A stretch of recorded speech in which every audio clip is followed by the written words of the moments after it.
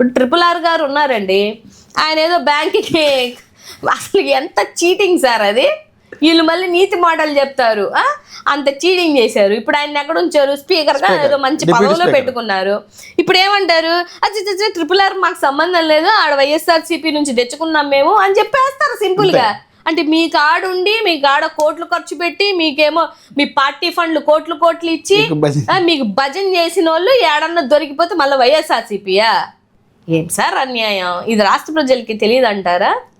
So మీరు మీ సర్వేలు AMR సర్వేను ఇచ్చినటువంటి థింగ్ ఏంటంటే హయ్యెస్ట్ పవన్ కళ్యాణ్ గారు ఉన్నారు, ఆయన ఉన్నారు కదా, ఆయన మీద కూడా క్రిమినల్ కేసు ఫైల్ అయ్యి ఉంది కదా. హైయెస్ట్ ఎమ్మెల్యేలు ఎంపీలు మంత్రులు క్రిమినల్స్ అందరు మీ దాంట్లోనే ఉన్నారు. మళ్ళీ మీరు వచ్చి మాకు నీతి వార్తలు శుద్ధపూసల్లా చెప్తే ఎవడింటాడు సార్? అంటే క్రిమినల్స్ అంతా వైసీపీ ఉన్నారని మరి టీడీపీ చెప్పుద్ది, మీరేమో మాకే సర్వేలు చెప్పాయి సార్, మీకే సర్వేలు చెప్తున్నాయి. సర్వేలు చెప్పిన మాట వాస్తవమే కదా. అత్యధిక సీఎం క్రిమినల్లో కేసులో ఉన్నటువంటి సీఎంలో 3rd ప్లేస్లో మన చంద్రబాబు నాయుడు గారు ఉన్నారా లేదా? ఇప్పటికే ఆయన బెయిల్ మీద తిరుగుతున్నారా లేదా? చెప్పండి. ఇక్కడేమో దొంగ కేసులు అంట, మరి జగన్మోహన్ రెడ్డి గారి మీద పెట్టిన మంచి కేసులా 1,00,000 కోట్లు అన్నారు, మళ్ళీనేమో 50,000 కోట్లు అన్నారు, మళ్ళీ ఏమో ఇప్పుడు ఎంత 1,000 కోట్లు ఎంత చెప్తున్నారు, 3,000 కోట్లు. 3,000 కోట్లు. ఏంది సార్ ఇది?